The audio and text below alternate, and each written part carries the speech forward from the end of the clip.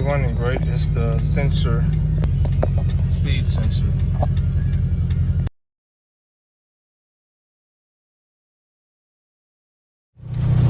So I'm driving it. It drives as if the truck doesn't have overdrive. It's an erratic downshift in a sense. Alright guys, the sensor came. We're gonna change the sensor today. So this is the sensor for this application. This is a 2000 Ford F250, and this sensor dates back to 1990. It fits a variety of vehicles, and I'll show you the list of that in a second. I'm also going to show you guys the updated sensor for the newer vehicles up to like 2016, I believe. I'll show you that list as well, but they sent me the wrong sensor. I had to ship back the other one, and I'm kind of glad they did, and I'll show you guys why in the video. It kind of worked out in my favor that they sent me the wrong one. I was able to save some money, so I hope I can save you guys some money as well. But here's the list for this sensor as far as application wise.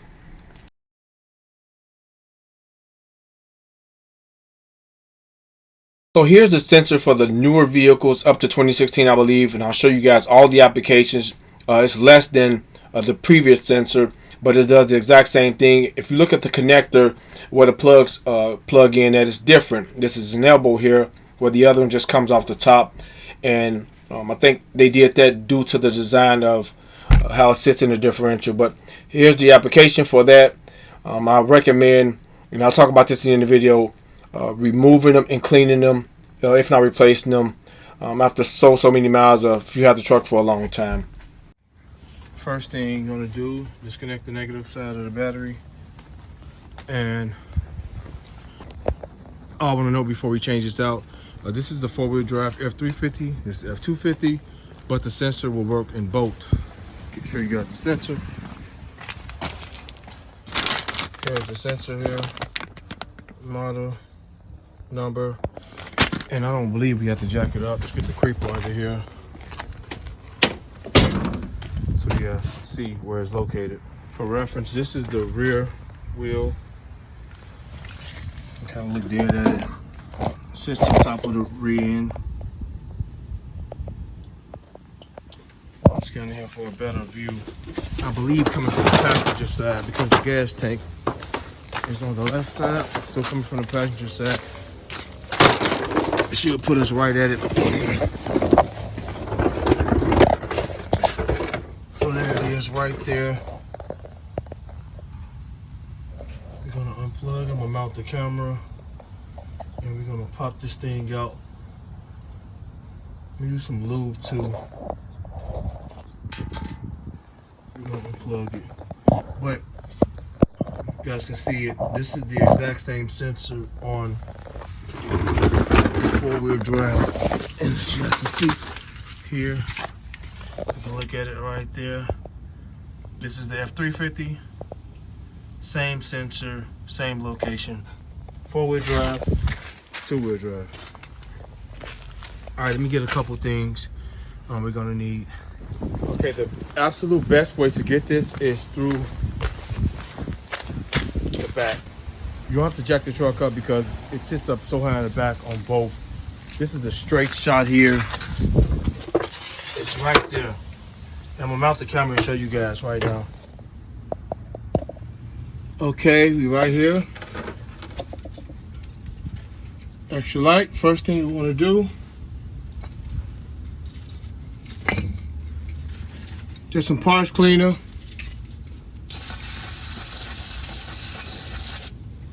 Clean it off. Next thing we're gonna do is use some needle nose pliers, or you can use a flathead screwdriver to remove this connector.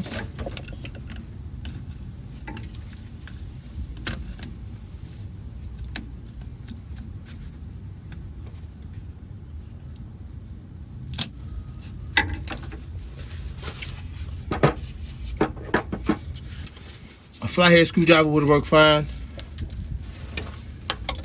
Next thing we're gonna do is some PB Blaster.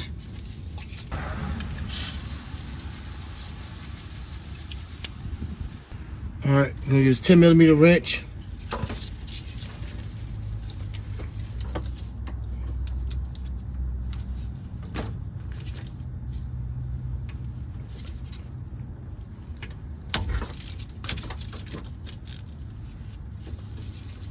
Oh, this slipped off.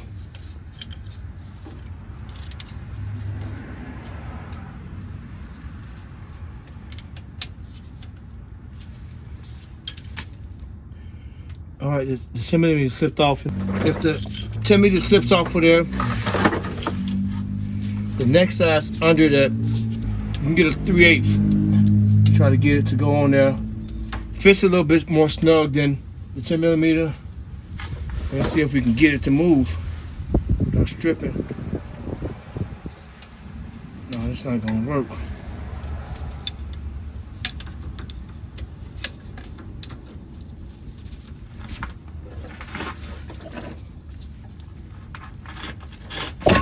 All right. Okay, the 3/8 got it. Once you break it loose, let's spray a little bit more penetrant on it.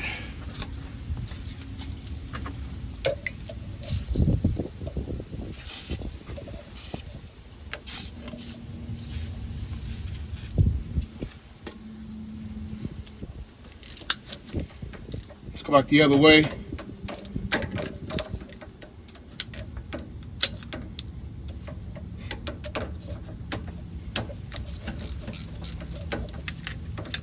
All right, go back the other way, should be okay.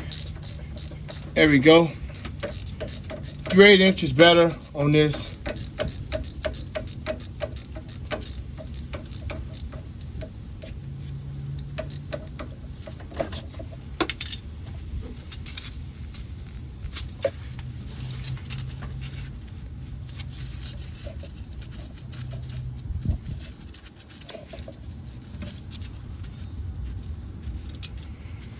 All right, now the sensor itself, I'll use some needle nose pliers to rotate it.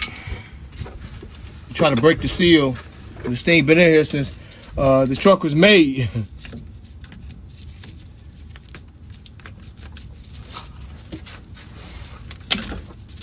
You don't want to pry up on it, just try to rotate it first. Get some movement on it.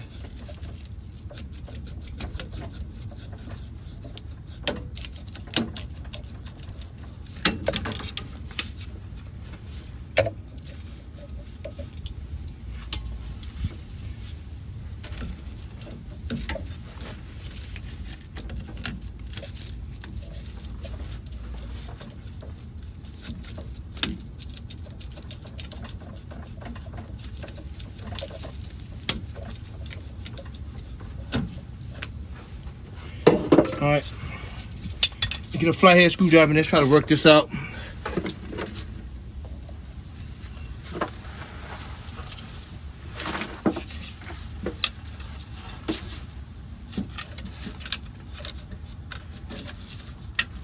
Put the screwdriver in there and just twist on it.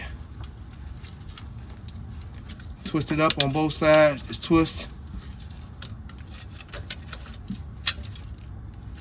Twist and pry. Got it. All right. Look at that.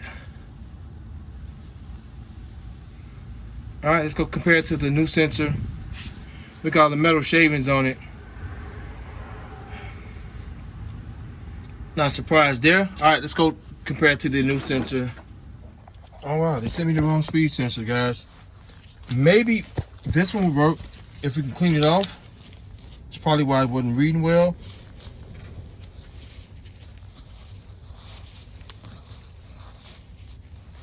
I'm gonna shoot the AutoZone and see if they got it, guys, and I'll be right back. This is not the correct sensor. You know what? Since this is about saving money, and this system was reading, because the light will come on for a little bit and it'll go off maybe after a day or two. That lets me know the sensor was reading. Actually, it was an intermittent reading. It wasn't constant, so maybe cleaning it gave us some insight. I've owned several of these trucks. I know them backwards, and I got two right now. I've never dealt with an issue with this sensor. You can see the connector port looks great. The O-ring looks decent. I'm gonna go look and see if I got another O-ring for this, but it cleaned up very well, and that may have been the issue, because obviously it was reading. The service engine light doesn't stay on constantly. It goes off and comes on, and we get that erratic downshift at times. So let's see if this works, because this is all about saving money. That's very important for this channel. So if a quick cleaning with some part cleaner does the trick, you know, we've saved ourselves some money for a simple fix, simple change out. This is takes minutes to change out. All right, that's I'm gonna see if I got an O-ring. If not, I'll just put some oil around this and we'll go from there.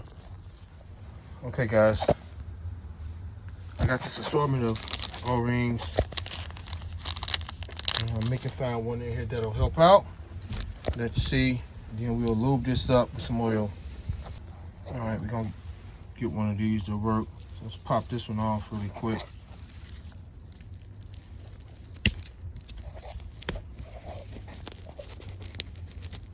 I'm trying to one-hand this, guys. Forgive me. I'm trying to one-hand this. Got a really small flathead. I'm gonna give it a snug fit. So this is stretched out. This sensor's been in here since 2000. So the shavings that we seen on there is nothing really. All right, let me see if this one will work. I'll be right back. All right, that next to large one did the trick. Fits perfectly around there. Gonna add some oil to it, and we're gonna reinstall this thing. It's clamped off really well. Make sure there's no debris on it. This is a magnet, so let me get it cleaned off, and we're gonna lube it up real quick. Just a little bit of oil on here.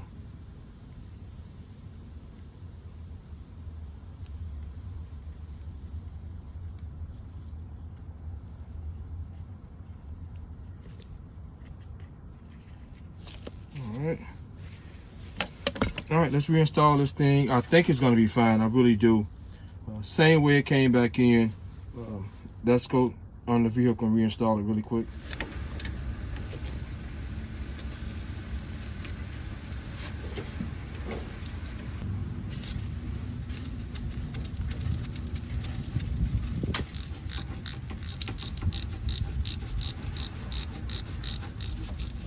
I paused it here because I want to know, replacing this sensor will save you gas mileage if that code pops up, because once it goes to shifting erratically, them RPMs stay raised up as if you're in a lower gear at a higher speeds, or just say you're driving 55 miles an hour, it's going to act as if you're in overdrive or doesn't have an overdrive. So those RPMs stay raised up.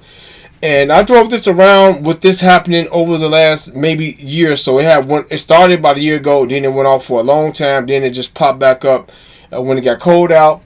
And I went for a nicer, maybe 50-mile drive, and them RPM stayed up, so I definitely was burning through some gas, more than normal with this vehicle, because it doesn't burn gas at all. This thing runs amazing. So yeah, replacing that sensor or cleaning it will help MPG, trust me.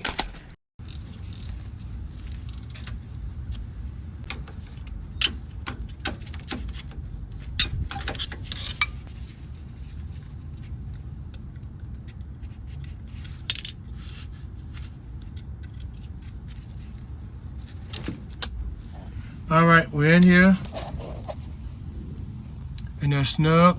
Plug goes in only one way, so you don't have to worry about not putting that in or installing that correctly, but we're all good. All right, let's go test this thing out. We're gonna reconnect the battery and go for a test drive. All right, let's reconnect the battery. Start this thing up. All right, let's see what we got.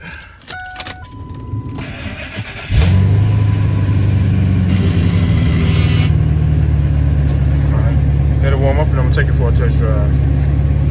I'll test it for a few days before I post this video. I don't know if it's fixed or not. I can kind of tell already that it's driving better. Already I can tell. There's a noticeable difference already.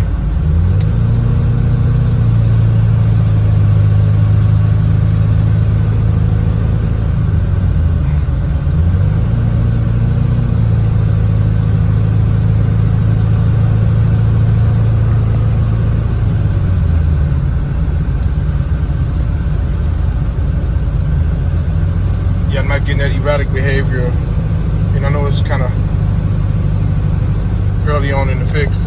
I'll drive it for a few days and I'll see. But yeah, so far so good.